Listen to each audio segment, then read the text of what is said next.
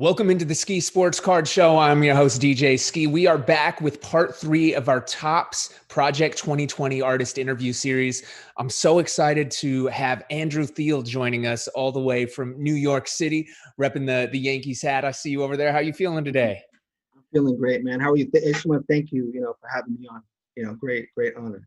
Come on, man. So, I'm so excited to have you up here. You've had some of the most intricate and detailed works of, I don't even want to call them cards, but works of art in this incredible Topps Project 2020 series. I want to go through kind of your design process of them because I'm just looking at some of the ones that I've been buying since this whole project started, and they all have, well, a similar theme. They're just all so different and so fresh. And you also have the limited edition prints that just dropped right now on Topps.com, the Project 2020 section. And you have a really cool story when you dive deep into the Don Mattingly version, which is I believe, one of the early prints that's available now, right? well, I mean, I guess, but yeah, we'll segue into, the cards one by one. We'll segue into that. We are live right here, part of the Card House Network. We have 20 different giveaways coming up tonight. We're going to give away 20 versions of Andrew's next drop, which is going to be coming in the next couple weeks. So stay tuned. We're going to be doing a couple random giveaways on Twitch. If you see this bot in there, we will be randomly assigning giveaways there. We have a couple random code words that we've placed over different portals throughout the internet. So if those of you are joining us from different places and mention those, you guys will get some of those early cards. And then we're just going to give some away randomly in the chat. And we're also going to be able to give away one of these brand new Don Mattingly full size, limited to number 90, limited out of 99 artist prints. So it's a big prize. They've got some good stuff in here. I hope you guys are ready for it. So let's kick it off. Andrew, I want to talk about your history a little. First up with sports. What's your earliest baseball memory?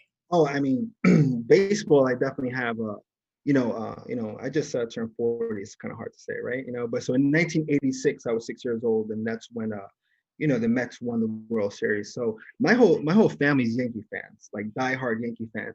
I started, I think, liking the Mets just to kind of, almost spite them, I guess. And that's my early memory. Was the earliest memory were early Yankees, Don Mattingly, Dave Winfield, and all that stuff. And then also, yeah, when the Mets won the World Series. And around that time, then, I started collecting cards, I guess, maybe I was 8, 9 years old. So it was crazy seeing like that Ken Griffey card. It's like, wow, like even like the template of the design, brought back a lot of memories. Like really, this whole thing, brought back a lot.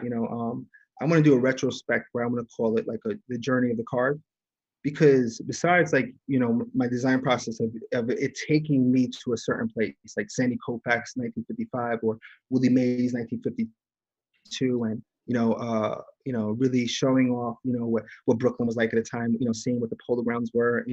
It was, even for me, to see those cards and made me remember and appreciate things, and I'm sure you had those moments too where you have to, we're so busy, quote unquote, on the grind of just like, working, you need to really appreciate and say, wow, you're designing your own baseball card.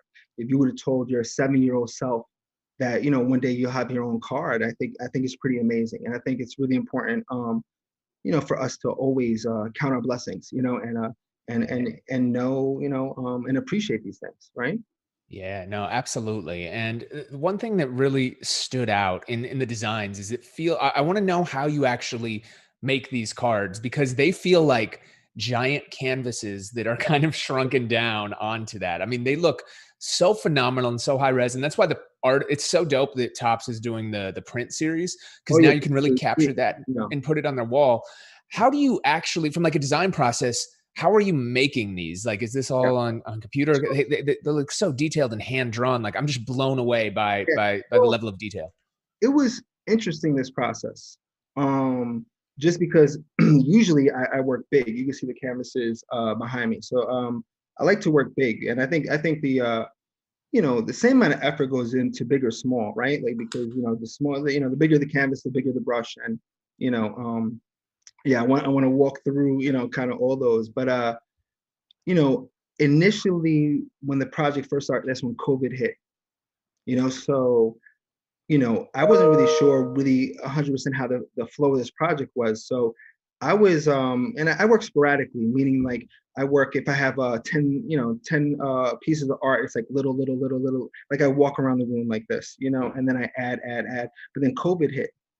So then it was like, oh, now I have all these scattered, hand drawn things that had to go in. I had to take a picture of and scan, and then I had to buy a Wacom for my house. So, pretty much. So everything starts off in terms of number one, it's concept, right, and then two, it's getting that initial piece of the portrait done in one way and then collage and paint on top of it for the background somewhere else. So they're done by hand, but they're done in kind of stages where you have one piece here and one piece there. But the process was rewarding that, again, going back to COVID, now all of a sudden I'm home just with this, there's one car that I kind of need to do. So I really pushed myself to actually, even during this period, it's crazy to think that I would take like these online master paint classes and let them kind of like, just play in the background while I was doing it. I probably have 4 versions of each card because each one was,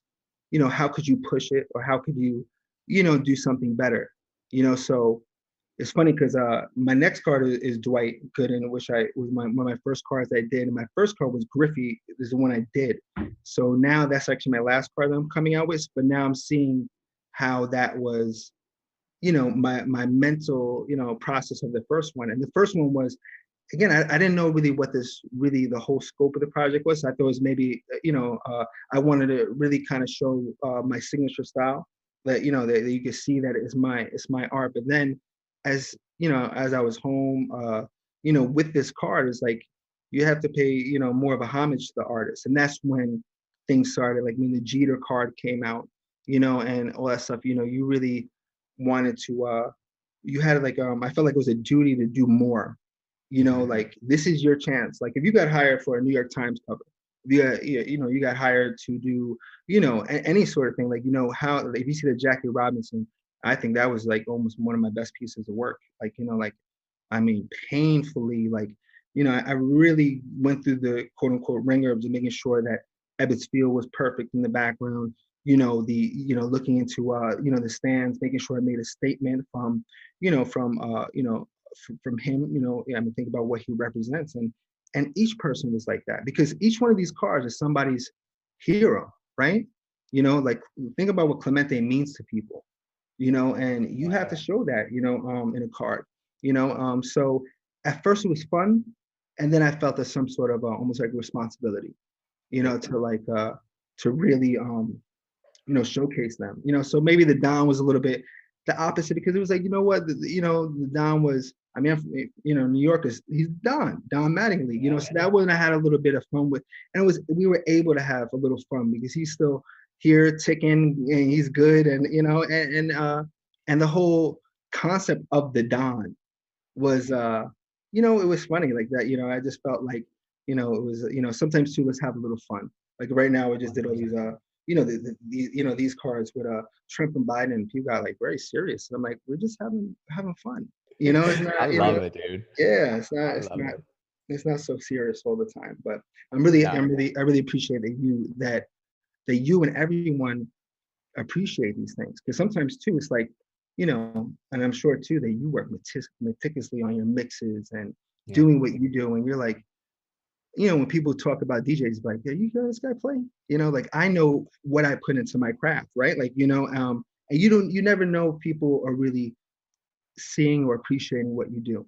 But this project, they looked at every little last detail, so, and that's why I think my second card was the Nolan Ryan, and I put, in all my stuff of storytelling, I put like a little hint of something in there, and I saw that they liked it, and I was like, oh, you guys see these things. So then, it kind of, I drew off that, which was pretty cool.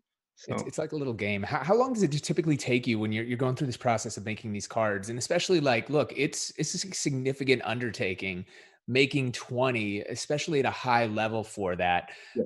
how long does it really take you now to flip these, and how much really work goes into to you kind of when you jump into one of these projects? Because and I think this whole campaign has turned out much larger than anybody ever anticipated when it first launched, and added even kind of probably more pressure behind it, especially when you're seeing some incredible designs from a lot of the other artists in the series too. Yeah, and it's also being a better version of yourself, as well, right? Like I said, I was taking, my master painting, the painting classes, and I started to realize a lot of holes in my, because, but if you go to my Instagram, Artec NYC, I had my commercial work, and then I had my work, and my work is more done very physical with my hand, because my commercial work was, from a branding and advertising, or I say commercial art, from advertising with my art. When that part of the day is done, I need to feel with my hands. Yeah. So you'll see like a sneaker piece that I made out of. And by the way, you got to see that sneaker piece is pretty amazing. I'm gonna send Can't it. wait. So it made with 100 pairs of sneakers that really inspired by Rauschenberg and those greats of just taking things apart and just making something with your hand. It was like a release. Yeah. But then I had, again, everything has a different process. So when I was doing that, and then I started doing, this, I kind of felt like a responsibility myself for things to get better as well. Like, even when my trout was like, again, one of the first ones I did, and I was like, it was a great card. You know what I mean? And everyone was like, what are you doing more? Yeah, yeah. But in retrospect, was like, what is that? Yeah, I mean, it was so even that one, I would do the portrait on one angle, and then that background, I kind of like would print it and paint on top of it, and I would just do a ton of brush strokes of trying to get that energy to flow off the back. So each person, I try to see what also the composition was, but I also, like I said, I like to tell a story, with these pieces, and that's what really stood out for me, was that. It's incredible. I mean, such a great project. You guys are all know how big a fan I am for this. And one thing that you said that really sticks, right, is and I've kind of brought this up in in talking with a couple of the other artists on this, is that Topps really let loose and let you guys touch some of the most, I guess, famous pieces of memorabilia in sports Yeah. history. I mean, you're talking about the most iconic legends, and you really have to do it right. And the hobby is so fickle. They react very boldly and strongly to what they like and what they don't like. And while and it's been so interesting to see the embracement of it. I mean, even posting up here on the Blowout forum, shout to Ugly Baby, shout to a couple of the people that were hitting us up and shouting us out, like M Wheeler 27, and everybody here live in the chat with us, watching us right now. They've really come. It seems like the whole hobby's really come around in this project, and we saw it start from smaller print runs to exploding to damn near like six Crazy. figure print runs, and now just the continuation of it and then turning these things into prints. How important was it for you to kind of honor that legacy and make sure that you kept that credibility amongst, while you're definitely taking your own approach to it, still keeping it authentic, so the OG sports fans, for the most part, would Yeah, embrace and respect that? And what was those biggest challenges? I know you mentioned you'd made multiple versions of many of these cards going through it. yeah. I mean, you know, challenge in twofold. Number one, the legacy of it, right, was when you go in and you look at the Negro League paintings, it's amazing. I shouldn't be saying this, but I'm going to say this. My manager might get me, but I have a whole retrospect book on this. I'm telling you, like, I'm waiting to like kind of get some clearances on some stuff. It's not a book, but it's like, people need to see behind the card, right? Like, so you see a Ted Williams. How did I get there? And there's like 4 or 5 different ones that that show the process. So I wanted to, it's like a portfolio piece. So I want to show people that. I want to show people, the thought process that, so hopefully by the end of the year, I'll be putting that out. So the number one will be bigger so you can see it. And number two, it's like, really deep inside the thought process of that. But I felt like the legacy of it, like you see those, those old paintings, and it's amazing art in itself of baseball. You think about Brooklyn Dodgers, and you go in and you see the old pendants, and you see the pins, I mean, the programs are just amazing. I got really, and that's why I said the journey of the baseball card, right? It brought me back to, just, each card, when I would do a card, I would, watch a documentary on the person. I would learn all about them, and I would really, bring me to that place that they were at the Yeah. time. And then it's just like, sometimes, you know, where they are at the time is not where, doesn't really represent them. That Mariano picture doesn't represent him. The Jeter picture doesn't represent him. Yeah. They were the young boys. So when you come in and each one of my cards, it's like, okay, well, let's show them these young boys becoming men, and looking, you see Clemente looking at himself of his accomplishments, in front of him. So yeah, the legacy of an honor from Topps that I was chosen to be part of this program. Yeah.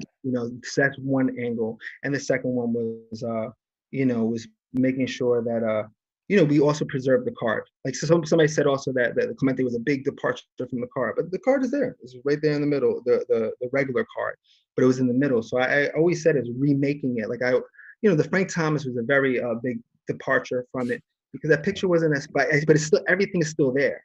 It's just, it's a remix. I mean, you know about the remix, right? It's That's what it's all right. about. And that's a great way to break down what the series is, right? Like, it's taking something iconic, but taking what your skill set is and what has made you such a long career working with, and we don't even want to get, I mean, we could sit here all day and talking about your history in terms of design and working with brands in art in and of itself, both amongst, and walking between worlds, right? And you were able to add that flavor to these iconic cards, which brought them new life. And what I really am excited about with this whole Topps 2020 project is the fact that it's made all of these cards iconic again to another generation who wasn't around to watch Don Mattingly, who wasn't familiar with Ricky Henderson's speed, who doesn't know the history of maybe of Roberto Clemente and the barriers that he broke, and it's kind of brought a renewed interest and love for these classic cards, which it's so cool. It's seeing all these generations combine and seeing a new piece invented from something great. And like, look, we all grew up on hip hop, right? And some of the best hip hop records, especially like, if you're looking at all the classic Biggie stuff, these are all samples of classic Oh, yeah. records that were flipped and made for a new generation. Yeah, yeah, yeah. I mean, well, very, very well said. It's great. Now, I want to talk about a little about your story and your history and how you made it in the scene. Is we always like to get a little behind just the cards and into the people a little bit. Now, before you became this famous artist and somebody that worked, across with your whole studio, with what you're doing with Artec, with everything else, how did you really what was your big break and what was your moment? And when you realized that this was going to be something more than just a fun little side hobby, but this was a career and this was your path and destiny. I mean, I wish there was one moment of just saying, wow, this, I mean, but literally when they say it's been a grind, because it's really, the office I'm at, I'm over here on 38th Street in Manhattan. I had this office since I was, I think I was 22 years old. I came in here, and I didn't have a bank account, and have anything. I had, the guy said, "Do you want to have an office here?" He said, and he pretty much said, "Give me 6 months." And I came back, the next day with some army fatigue shorts and $7,500 in my pocket, and I gave it to him. And he didn't think I was, and you know, that's really what it was. It was just a grind of doing that. But my studio started basically because obviously inspired by graffiti. I was inspired by graffiti and the scene, you could say, right? The New York City movers and shakers. Like, I never wanted to be the person going to the club. I wanted to be, part of it, so obviously I had my hand in the promoting, and then from promoting and the, graffiti influence, then I started, you start seeing, Stress magazine. I'm sure, right? Yeah. Oh Mass, yeah. all that stuff. I forgot about that, man. I forgot how, I mean, this is the days of classic. They did one of the early profiles on me back in the day.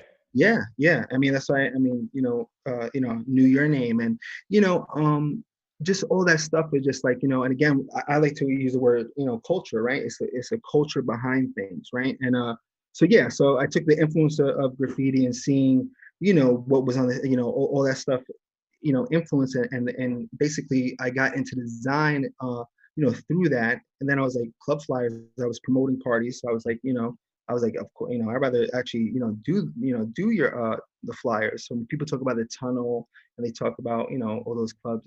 Now I was, I've been going outside, I mean, since I was you know, a little kid, you could say. So I was like 15, 16 in teen parties and stuff like that. So by the time I was 18, 19, I was taking that graffiti aesthetic, turning into design, inspired by the rave flyers and stuff like that. And then that's how my office started.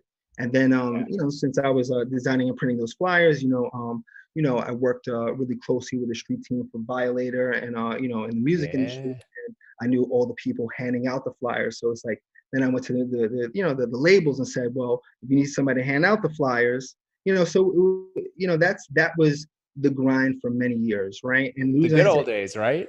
I mean, listen, I remember when the movie Blow came out, we were throwing, you know, they were throwing out T-shirts like bricks of cocaine out of a truck. It was amazing stuff. I remember, you know, the West Side Highway with you know, the Terror Squad posters, and I Yeah, mean, man. it's it was great stuff.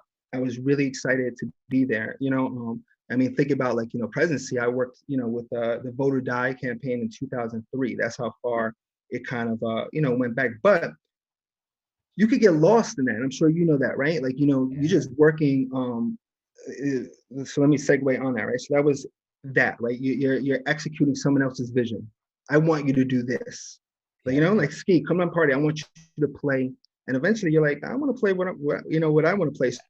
So one half was that, and the other half was, you know, what do I want to be making? You know, so you know, you actually put a line in the sand of saying, you know, I'm tired of actually only executing someone else's vision. You know, what about my vision and voice? And Yeah. that's a process. You know, that's a process of really digging inside yourself and really, you know, I'm a man of craftsmanship. Like I really you know, it's like I said, it's an honor to be here. It's an honor to, you know, to you see cartoon. But I mean, cartoon's my hero. You know, Yeah. of the stuff that he did, and you know, you're next to him, right? You know, like that's why I push so hard, you know, Yeah. because, and I'm sure you've been, you know, been there too. Where it's just like, you know, you look up to these people now you're standing next to them. And, you know, you want to make sure that from a technical standpoint, I know someone else might not see the holes in your game, but your fellow artist and you know, your peer group can. So again, it was me working like that, me trying to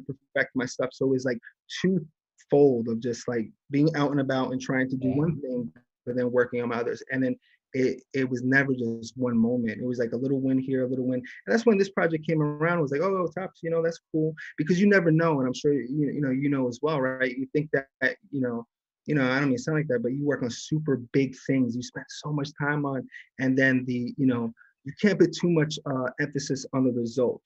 You know, it's Yeah. more about the process, because then, you know, you're always going to be looking for that result. And then all of a sudden, you know, like D Nice is DJing all those people, but you know what happens when, you know, you go back to like a regular club and there's 300 people there and that you're 800,000 Yeah. online, right? You know, not put that same energy into it, you know, and Yeah. it's more about the love of the music and the process. And every single time that you're doing what you do, that you need to do the best job that you can. And I think that's been my mindset. And then, you know, just keeping that No, consistency. That's really what it is. that's it. Sorry, I That's it. hope that answered. Yeah. No, and you hit on a couple key points, right? Like it's a grind. It's starting off. It's working your way up. It's finding that path and adjusting to it. If you guys are just tuning in right now, we have Andrew Thiele with us. We are talking Topps Project 2020, the artist interview series. I'm DJ Skee. We're going to do another giveaway right now. We're doing a few. We've got 20 cards to give away thanks to the good people at Topps. One, there was a code word we put on one of the big card Facebook groups. So the first two people to type that code word right now will get one. We're also doing some random bots ones to people that are just typing in Topps. So keep going at that, and the bot will actually choose somebody. And then we're still going to do a couple giveaways later, including the grand prize at the end of this show, which is the big print of Don Mattingly, which just dropped. Shout out to everybody rocking with us right now on the Card House Network. Andrew, so I want to jump into it and talk about what we have blown up now and his life-size artwork, which again wasn't part of the original plan of Project 2020. It just worked out so well, and these things were such big, I guess, successes and obviously like individual pieces of art. They decided to blow them up and put them on your wall, which is incredible. I got one from Cartoon behind me. I'm waiting yours to come in still, but let's talk about the process behind making these big prints, and specifically one of my favorite cards. I want to get into a little bit of the story on the Dawn. Don Mattingly, right here, which you see. So first up, let's talk about, were you excited when they called you and said that they were going to be making these life size? I mean, there's a lot of these details that I want to jump into on this card specifically, just as an example. You could now really see without having to like squint in, because you put so much into it. Yeah, yeah, and you know, at the end of the day, I mean, that's it's only a 2-inch by 3-inch canvas, right? But if you would approach it with that mindset of saying, oh, it's only a 2-inch by 3-inch canvas, then I mean, I would, you shouldn't go like a little less on the details. I always want the work, to speak for itself, and yeah, I was really happy about the print situation. Not for nothing. It's a blessing having, that's how your name's gonna last forever. That's how you meet so many people that it's your art is in people's homes is always one of the greatest gifts as an artist you can have, like, which is really awesome. So Yeah, man. about that. And we've got the Don Mattingly card all big on the screen and blown up for people to see. So I want to talk about the design for this, because it's really a unique and cool concept. What can people see in this, and kind of in this Yeah. Don I mean, Mattingly I mean, card? What was the I mean, it's inspiration just behind it? Because what you heard, because it's not really a crazy story. Did you hear something that I didn't know about, or yeah? no, I just think it's like so dope when you Yeah. go through the whole So, inspiration and kind of yeah. what you have in there. Because I mean, you took Don Mattingly, but the name, it's obviously a iconic rookie card. I mean, there's so many things that came together to line up for it. Yeah. Meaning, you have the Don. It's in New York. Mm-hmm. What is in the So, background beyond? We see the picture of Don, which is based on yeah. the original card, but who's behind him? Well, let's talk about that in a second. So originally I did the regular card, right? So did the regular card early, and then really working on the aesthetic of the card, and it was great. Yeah, you stayed behind, but then it's you look at it and say, you want to do something more, right? Like, this is cool, but you want to push for a little bit more. I remember clearly, I was riding my bike home, and I was just really, it was a good time to think, and I was like, Don. I was like, the answer, and that's what I love about I say design, but when something's like right in front of you, it's like, well, what can you do more for the Don? I mean, he's the Don. I mean, that's I mean, my family was always asking, where's the Don Mattingly? Not even like Derek Jeter was great, but they were like, where's that's I mean, not for nothing, Don Mattingly was really big, at that, and I thought he was big around the world, but for me, he was the Don, he never really got that official ring, right? But he was the Don. So I like that. It was right there. That's what he really meant. And then I wanted to have a little bit of fun with it, right? Because it was it was the Don. And then I saw a picture of him older, and then that's when I put the whole theme up, and that's really what I wanted to play off of. Was again just because I also wanted to think about, like, the packaging later on. Like, I want to give people, and some stuff got pulled because the original one actually had Dave Winfield, Willie Randolph as like the hitman behind them. Yeah, Oh, wow. yeah, they got axed. So I did like the old, and by the way, I think you could see it, right? Like, I used to do mixtape covers, so Yeah. you know, I mean that was a large part, and every single one of those were again, everything was trying to create a buzz, what I mean, right? Like, so that's the approach I had on it. It was probably, one of the most, the fun I had, out of, all the cards, meaning that, sometimes things are serious and you had it, but, I just had, fun with the young Don, with the old Don on the card. And also, when you see him as, the hitman from the poster, so it just Yeah. made sense of just showing, the three different Dons in the period. And then that's really what it was with that, with that one, was just to just have a little bit of fun. And we were able to, right? Because, certain people passed away, certain people, it's a little more, serious. Some people's legacy is a little more. So, I felt like it was one that we could, smile, have a lot, a bit of fun. And also, on some New York shit, it's like, it's the Don, you know what I mean? And it's the Bronx, so that's what I liked about it. It was that, so it was just pure fun, you could say. So I mean, to me, it's one of my favorite examples. If you were going to explain to the outside world and showcase what Project 2020 is about, this is it, because it's a mixing of a classic card, and you take Mattingly in his original pose when you look at the original card, but yeah, you have pop culture mixed in. I mean, you have the Don looking at like the Godfather, the Scarface. You're the, the cat got pulled too. He was petting the cat. The cat got pulled. The Willie Randolph and Dave Winfield, they got pulled, but we did it. I mean, you think about those old mafioso. He's there, and you had his crew behind. That was the initial design, and then when I saw the old the old Don and young Don, I thought it was pretty kind of funny. But then they pulled the cat, which I was like, it's it's still so sick, and now he's got the glove, so it only inspires it. But it's a perfect example of a remix and mixing pop culture. So that's one of my personal favorite cards. People can grab it while it lasts at Topps.com. We're getting also people in the chat. I know Carter311 is up here and said that, well, he likes the Don Mattingly, which is one of my favorites that you've done personally. He says the Roberto Clemente card you did is the best. So I'm going to pull that up right now and show that. Let's break down the Roberto Clemente card. I mean, it is one of those designs that is just again, stunning. Roberto Clemente is, while my family was all asking for the Don, my friend, my friends, it's like, not even say for the Latin community, but Roberto Clemente meant a lot to a lot of people. I mean, not for nothing, he died, trying to give people medicine. His legacy of who he was. You see like the old stories where he used to go travel to different cities and just want to be with the people. He was this an outstanding person.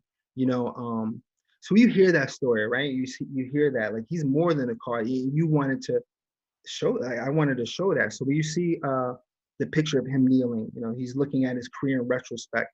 To the right is made out of broken wood. So if you think about the history of Puerto Rico, say the history of it, but the aesthetic of Santurce and the old broken wood, and each piece is you see that on the top right is like a window pane that's broken off, and then each piece of wood, one picture has a picture of his old team, I believe.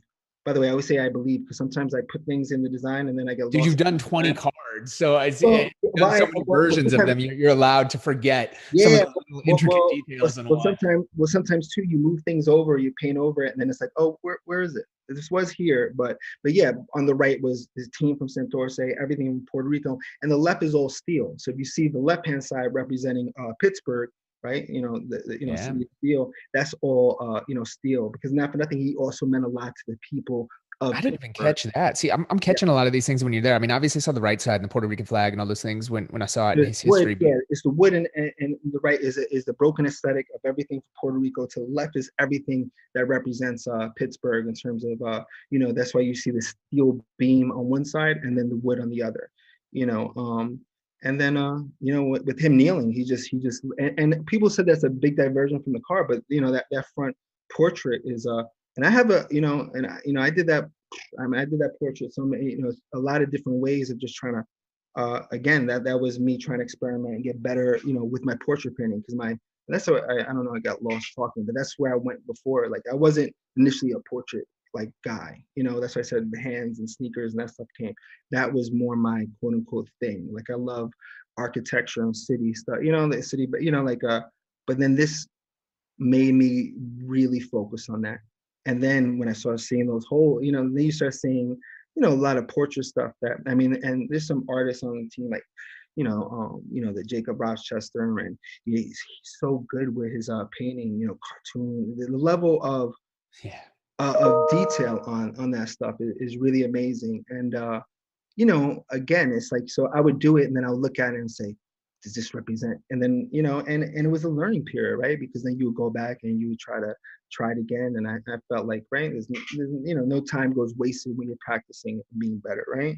So so that car was a great example of a seriousness, and also like the Jackie Robinson of we owe it to the player, right? A friend of mine, he linked me with Roberto Clemente's son, and it was great to even show him. Wow. Oh, that's sick. Yeah, the card, and I want to say, you could say with pride, is like, It's not like I wasn't Don Mattingly of doing something, like, jokingly, it was like, this is my homage to your father, like, and I felt like that was a really, that was my responsibility of trying to, do something as best as I can that represents him.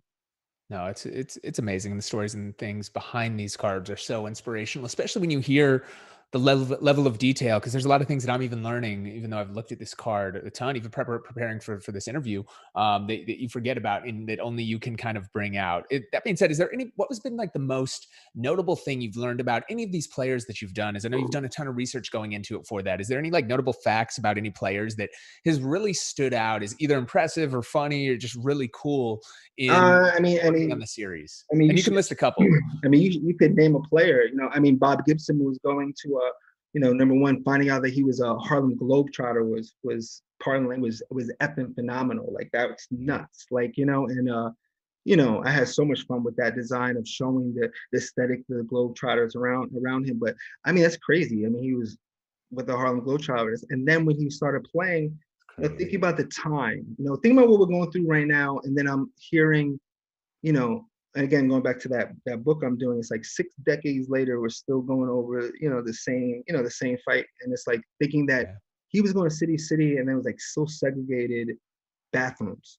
Like, it's nuts. Like, to think about that, it was pretty crazy. And So, people love that card. We actually had somebody live in the chat just before you that said card that. was, Ironically enough, So Guts is saying that that's the sexiest card in the set. And it's really cool when you look at all the details and those things. It's I just mean, that card, yeah, that card, that the details around it, as a, when you see it bigger, it all makes sense. But and again, I keep saying that the journey of the baseball card. Every time I get a card, I go in and, I think about the period of, of the time, into, the player and all the stuff around it, and then I draw off, like, so the Harlem Globetrotter on that card really brought that out.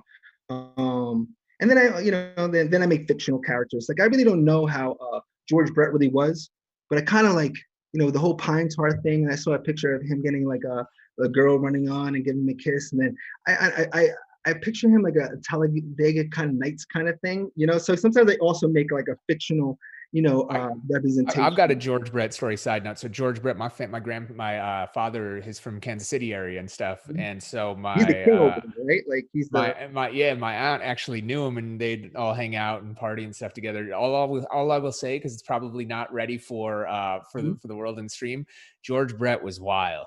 Like, so I was right then, right? Like, he had this like Talladega Nights kind of. So when you said that, you're 100% right. Yeah, George Brett, and especially like, imagine like at this time too, he's in Kansas City in a middle market, and baseball is the most popular sport in the world at this point, and he's the best player and taking them this far. Like, dude is the king of the world in a market that doesn't have a lot of other celebrities and like living lights like Talladega Nights. So yeah, you captured it. It's amazing. Yeah, I mean, and his card came out a little bit more royal, just because again, sometimes the aesthetic around, royals, crown made sense. And again, Skee, like, I mean, I did mixtapes for 10 years, so it was great. Like, look at movie posters, and I did movie, like, and that stuff, and said, how are we? You play all those elements, and sometimes it's more serious. And that one was a little bit more fun too. But his story was, you go in and you see the girl kissing him. It was that's but every person had, every person has a story, right? Like, because again, all these people are somebody's heroes, like you said.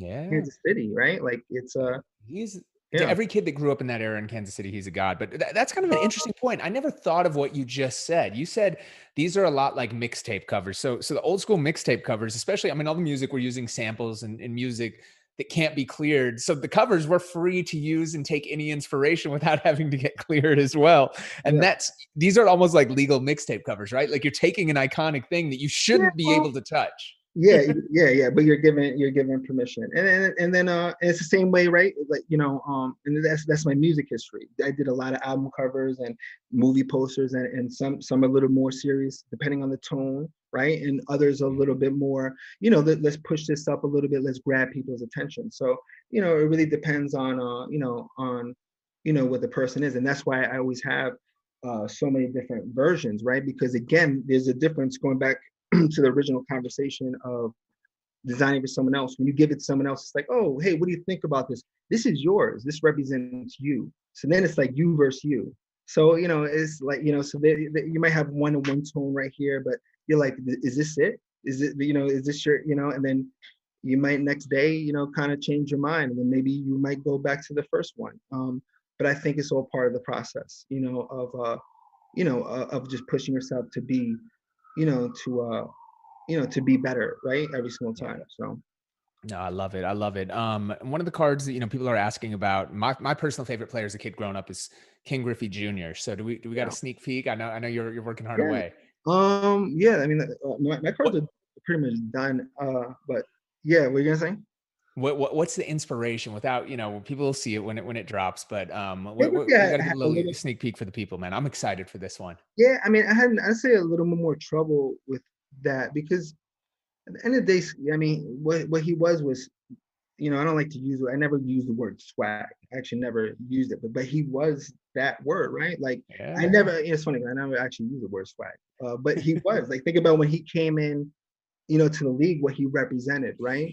And I don't know if he could really embody the grace he had, the swing and all that other stuff. Like, he was all around. And then also like his father was really, really good in it. But that was my first card I did, you know. So yeah, I remixed a little thing of it, and also we're doing some rainbow foil on some of these upcoming cards. So I Oh, catered to sick. that, but in reality, since it was my first card, I kind of kept the retrospectiveness of it, and you know, I kept it a little bit towards the original one I have, and then I just modified it a little bit more. But and just has different, you know, it has different feel in it. But it wasn't like the Ichiro or something like that where I found this one thing to grab onto. Where Frank Thomas, like, you know, I knew Chicago needed to get some sort of great representation. I'm not saying nothing like that about Seattle, right? But Yep. Ken Griffey's more than that. It was just, he was just a dope person, a dope player, so yeah, it was you might see this conversation now. I'm like, I probably have to go back to the drawing board, but it was You're good. You're good. I'm sure nobody will be disappointed with it, man. so I appreciate it, I mean, yeah, it was hard to sometimes capture, those things. I'm sure you know the feeling too, right? Like, Yeah. of this. I mean, a book and a cover, does that really Yeah. grab the whole, feeling of what he brought to the game? Yeah, And man. yeah, and has there been someone since that really changed? I remember you saw when Jordan walked on the court, what he Yeah. brought there, like Mike Tyson in the ring. That was Ken Griffey, right? That was and it's also the cool factor in baseball. Baseball always struggles, right, with this the old aesthetic versus Yeah. the new. The marketing is totally different than you would see, in the NBA, right?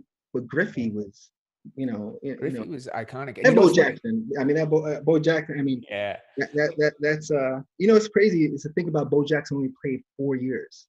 Yeah, and that's what people realize, and that's why Griffey had that other stuff because he was in that era, like the perfect time before really the internet was heavy, before the world was there, but cable TV was out there, so you were able to watch, and just the swag was undeniable. He had his shoe. He was the man. Like you said, there really hasn't been anybody since, but the closest would probably be this guy of this generation. Yeah, You're looking at Mike Trout. I want to talk about now your approach since all the other people that we've talked about have been retired and a lot of them away from the game for a significant amount of time. Griffey not as much as the others. But let's talk about making a current player. And you took, this is probably this 2011 Topps update of Mike Trout is probably the most, I would say, iconic pose and baseball card of the last decade for sure. Maybe the past couple decades. Especially when you look at his stats, he's on pace to be arguably the greatest player of all time. What was your approach in work and taking a player, especially one that's still in the middle of his prime and that has so much? Was there any different thing? Because it's like you have the legacies with yeah. Clemente, you have a lot of the Don stuff with that. Now Trout, you kept, I love it. And this is one of my favorite ones just because this color scheme is so dope, but you kept it So very iconic to it. And I really appreciated that for that card. What's your approach with that and taking somebody well, that's still alive? originally, again, I had all, when I got the cards, I printed out all the cards. So think about you going to my studio and you have like, big lineup of, of everything there. So the newer cards, the picture was way more crisp. So I was actually really, and the pose had a lot of movement in it, right? And so that's what you do from a fundamental standpoint. You saw, it were really those two different things. It really wasn't about the storytelling. But by the way, I don't think my brain was even there. I mean, I love the angel, the Angels A. I probably would have really, kind of really, brought that out a little bit more. But it was, again, one of the earlier cards that I did. So it was like when I did the Griffey was my signature collage style that I did. That one. So you see that background off the bat. You see the trout. So Yep. so I would do the portrait, have the portrait separate, so I didn't really like mess that one up. Then I would print it, and then the stuff behind we see trout were just different ones of taking, think about like a big brush and using that brush motion off the bat. And then I would scan those pieces, and again his posture in it, and was like the clear picture is really what made the card. It was an easy layup. It's a, again, not to speak about mixtape covers, but back in the Yeah. day when you had a good picture, it was like, oh, thank God you have a picture. Because you used to have to scan magazines and do all this stuff to to really superimpose a lot of things.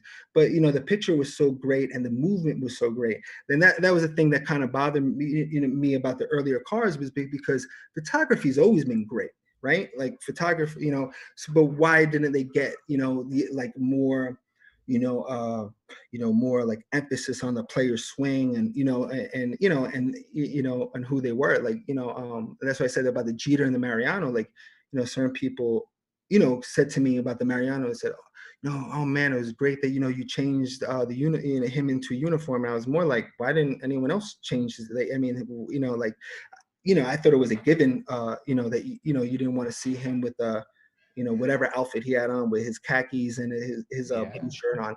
But you think about who he was, and with the pitching and the movement, we were given that with Mike Trout, right? Like, so I just kind of kept it more classic to that, right? Of the prominent swing and power that he had in it, and that one was like almost like an easy layup, basically. So, Yeah, man. No, it's a great one. and by It's the a way, great one. I didn't realize that car was so big.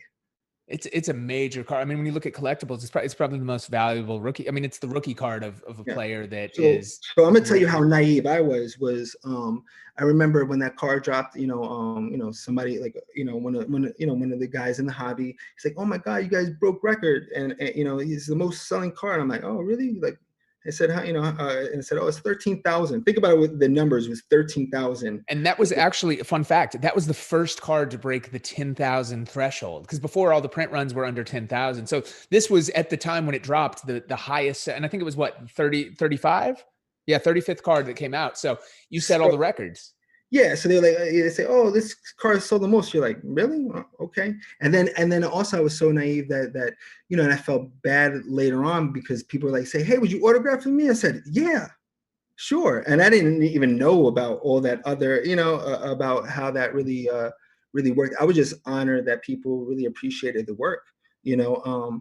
But again, going back to the that was again one of the earlier cards, but then the storytelling, because after that card was, I think, the Nolan Ryan, and then it was the Jeter, but then I started realizing about, no, this is what you really should be doing. And also because that's what I do as an artist, is really tell stories within my art. Like everything has to mean something, right? Your intent of everything isn't just to do something, don't just do something, for dope, to be dope. Like you should do something with meaning. Your work should mean something. What did you intend from this?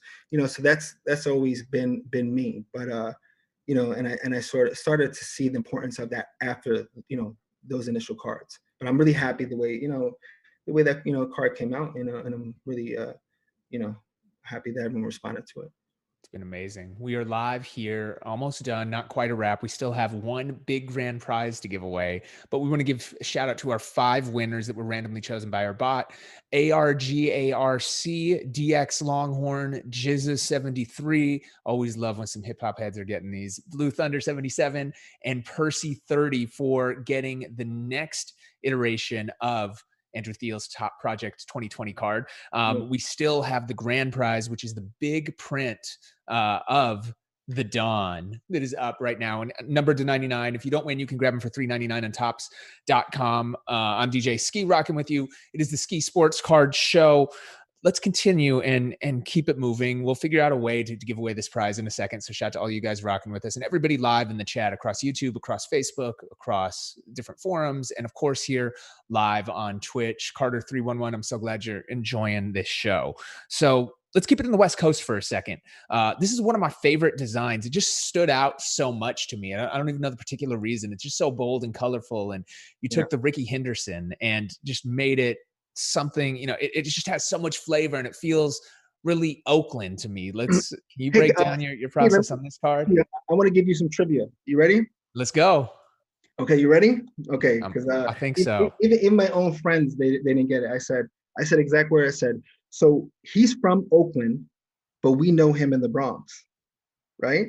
Mm-hmm. What hip hop artist is from the Bronx, but he's more known in Oakland?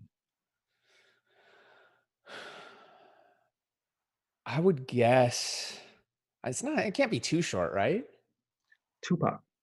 Oh, Tupac. Yeah, of course. Duh. Yeah, Tupac is from the Bronx and #1 in the West Coast. So it was just funny because I was like looking, somebody put up like what's funny? That was going to be my first saying, but then when I said Tupac, I always forget that he starts in the Bay. You always think LA. So I was like, I didn't get the Oakland connection. I knew born in Brooklyn, but when you take it back to the OG Tupac, that's a great question. You stumped me, and I'm usually good at those. I feel but you got me, Andrew. But Brown and all that stuff, because it's funny because when I was thinking about the heritage cards, like the companion card, I was like, are people going to understand that? And then I asked like a few of my friends, and everyone's like, what are you talking about? And I said, do the math, look it up. He's from the Bronx. I guess his mom was born in the Bronx, and earlier on he was, but after nothing when he first came out with Digital Underground was Oakland. But going back to Ricky Henderson, yeah, I mean, I know him from New York, right? But he was such an Oakland figure. And also he's from Oakland too. So think about. I didn't even realize Ricky was from Oakland. I mean, I was associated with him just from the A's, but I didn't know he was actually from there. That's such a dope story when that happens, when a player like makes it on his hometown team, right? Yeah. So again, going back to doing, the research and not for nothing, just like seeing, I mean, he seems like such a great guy too, right? And I mean, he was just so fast. Like when you watched him play, if he got on, he was stealing second and maybe third. Like he was kind of Griffey before for me. Like he was a cool player too. Like he had a lot of charisma and I mean going back to like his card too is like that's why I wanted to I think the city is very important too. I mean that's really what in terms of like my sports history, that's one thing that's very localized, right?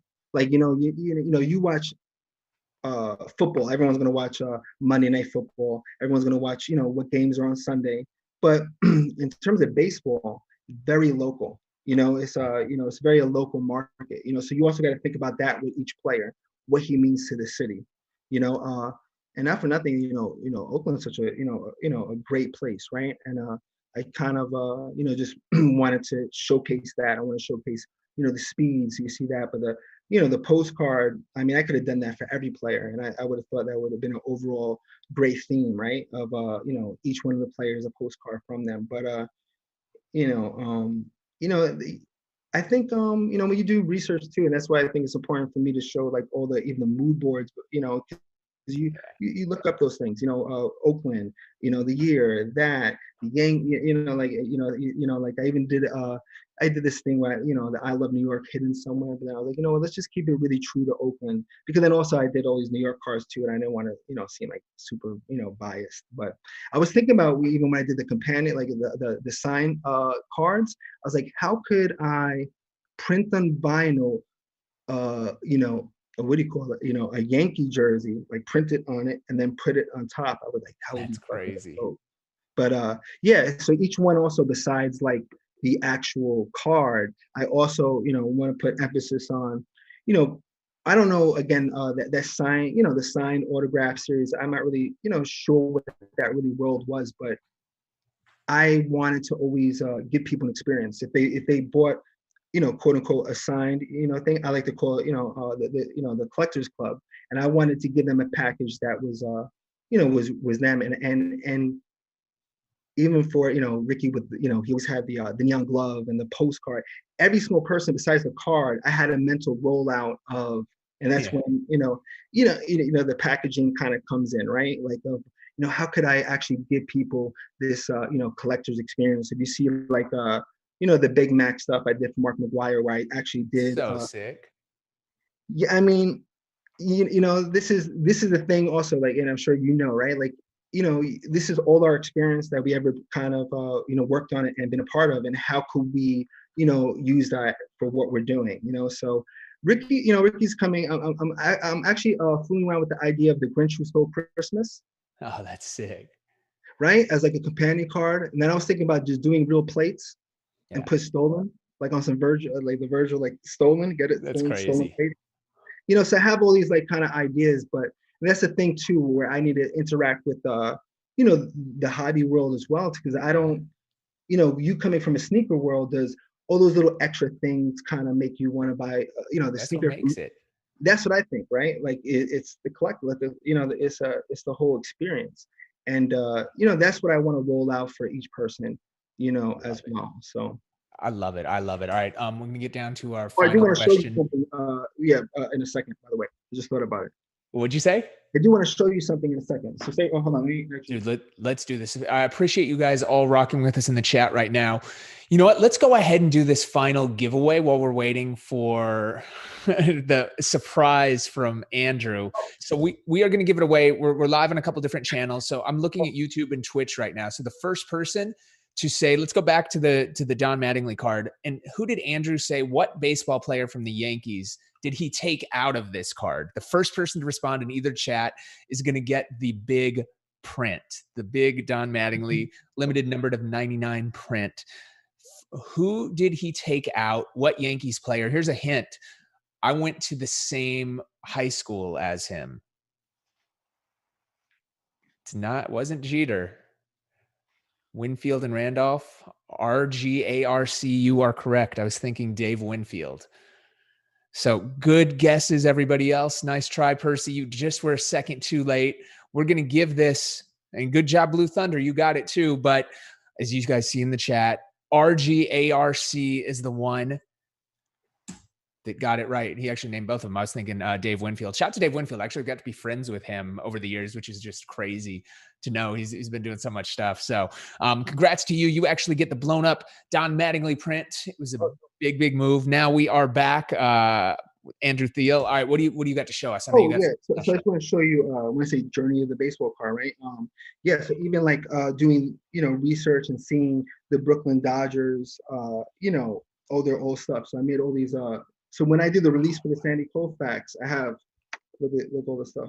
Look at the character. Look at these icons that were here. And watch this. You ready? Hold on. So I have all. And by the way, let's talk about Dodger history. I never. This is a great fun fact. I didn't know they were called the Trolley Dodgers. Did you know that? Dude, I had no idea. So the history of and this actually is the biggest fun fact, right? Of this Dude, was that's so two things. sick. So yeah, because I guess before the trains they had Brooklyn, they had trolleys. So they called it Trolley Dodgers. And ready? So I did this little booklet. So when I do the Sandy Koufax, I'm gonna do this whole and LA people don't get mad, but I did have to write, ready? When you open it up, it says you could take the Dodgers out of Brooklyn, but you can't take the Brooklyn out of the Dodgers. I thought it was pretty dope. And I did this memorabilia book. This because I fell in love with. So sick. I mean, look at all this stuff, right? Like, look at all these pennants. But this one about the Trolley Dodgers, it shows like these old newspaper things of 10 children, died in a trolley crash. Like, so it was really called the Trolley Dodgers, and I thought that was pretty cool. And the other thing was, Now it makes sense, I guess, for the name, right? yeah. So, and then thinking about the history of of O'Malley being over here, taking a meeting and going to LA, and then them saying, you know what, because they won the World Series and said we have all this stuff, but we don't have a great baseball team. And then and then they convinced also the Giants, right, to actually go to San Francisco as well, which is nuts. Like that whole era was like, so I think out of everything, going back to that question, this stuff was beautiful. So the second fun fact was this, right? Wow. So a cartoon guy, right? I can't remember his name. He made fun of them, called them bums. And think about, right, like when you own something, like, and then they owned it. And so everything is called them bums from Brooklyn, and they had the clown. Then they got this guy named Emmett Kelly, who was actually on TV. They got him to be the mascot. So then he had the clown that went to the game, and that's why you see like all the old stuff. They have the clown in it, and like the history of this stuff was, and that's why when I talking about fell in love, I recreated all these flags because it was just so much great stuff, and it was the history of it was something like I wanted to to document, yeah. So I did like 30, 40 flags, and to segue back into the collector stuff, for the Sandy Koufax or maybe the Jackie Robinson. I'm gonna give out some of these books, and this is the stuff that I go through of just like, and also like doing these baseballs for everyone, which is really cool. But this stuff was really awesome, of just so dope, seeing dude. the visual history. Yeah, so dope. Yeah, it was really so dope to see. And that's what's I have so great about baseball, right? And the history in these cards. I mean, the memories and the legacies and the memorabilia. Like, how is it, especially being in LA? I didn't realize that it was the Train Dodgers, right? It makes so much sense. It's so sick. I mean, yeah, I had zero clue, and then everything was like doing something small, and then all of a sudden, why did I get so deep in, like, getting deep into a story and having like a need to, and it's like, I don't know if anyone's going to care about this 50-page book I did, but I just decided to. It's so dope. They will. Yeah, because the visual history, like if you see all the old tickets were individually designed, like they have, and it was like those programs, like everything from, sometimes I think I have like a romantic old story with like, with history of stuff, but it was just like seeing the history, even the Chicago White Sox had such a rich history of the visuals were like really, really crazy. The logo history and everything. So it's ridiculous. Well, what's your thing, by the way? I can't wait to see the final ones that you come up with, man. I'm excited to see this. Yeah, I must say, you're a Dodgers fan? I grew up in Minnesota, so I'm still a Twins fan. Dodgers are my second team, though. They're like my adopted team since they're in the NL, and I've been in LA so long, I can get away with having. So as long as they're not playing the Twins, I'm cheering for them. So Kirby Puckett, right? That's your guy. Hell yeah, absolutely. I had a Kirby Puckett signed jersey sitting right behind me. So call out all artists if they want to give Skee something. Kirby Puckett. There you go. Kirby Puckett is the Kirby is the one. I wish you guys were touching those cards. Maybe next time. Andrew, it's been such a pleasure sitting with you and hearing the stories behind these iconic cards. Big thanks to you for taking the time out and for taking so much effort in these series. I mean, here's just a handful of what's there. It's such an incredible project. Go buy them now. If you missed out on any of them, you can still probably find them on eBay. The fine prints are still coming, so get ready. Andrew, where can people find you on? You want to shout out your Instagrams, the websites, where everybody can get at you? Yeah, my Instagram is ARTEKNYC. Website, you go there, you see everything, and then have artechnyc.com. It's a commercial art kind of, more my illustration work. And then my fine art page is andrewthiele, .com. And you can see more of my, my bigger installations and, paintings. And, thank you. I just also want to, thank you to the whole community, because not for nothing, it was, it felt like we met a lot of great people through this, and that's what art is supposed to do, is bring people together. And through the passion for baseball and the art, I met people and interacted with some really, really great people. And I just want to thank that whole community for embracing us artists, because we didn't mention that from before. Was this is probably new to a lot of people who didn't collect art before. This is their entry into really what is art, what's the difference between this, what do I like and what I don't like. Because I don't think even my father or anyone really understands, like, like a that aspect of, of different styles of art and walking people through, through those things. And it was the introduction to artists. And then also, as artists, from a brand standpoint, brands saw the value we give them, which I think is very, very important, is like having people like yourself and your likeness of you speaking about something. You see, when a regular card is, you could say, the art, it was because the art, right, it increased, not just in sales but visibility. And every brand could learn from doing things the right way, the way Topps did. Could be a successful program. And yeah, that's Absolutely. about it. Hmm. You've nailed it, So Andrew. Thank you so much. We're going to be supporting all of this project, and hopefully we'll see some more sports card collaborations in the future with the friends at Topps. Shout out to them too for letting us do this entire series, putting it together, giving away 20 cards, giving away the prints. It's the Skee Sports Card Show. It goes down like this every Tuesday and Thursday through the end of the year. We are doing something special for Project 2020. Andrew, Thiele, appreciate you, brother. We will catch you in the next one. all right, yeah, yeah, And we'll let you get back to work. You still got a couple cards to finish. yeah. Yes, I do. Yes, I do.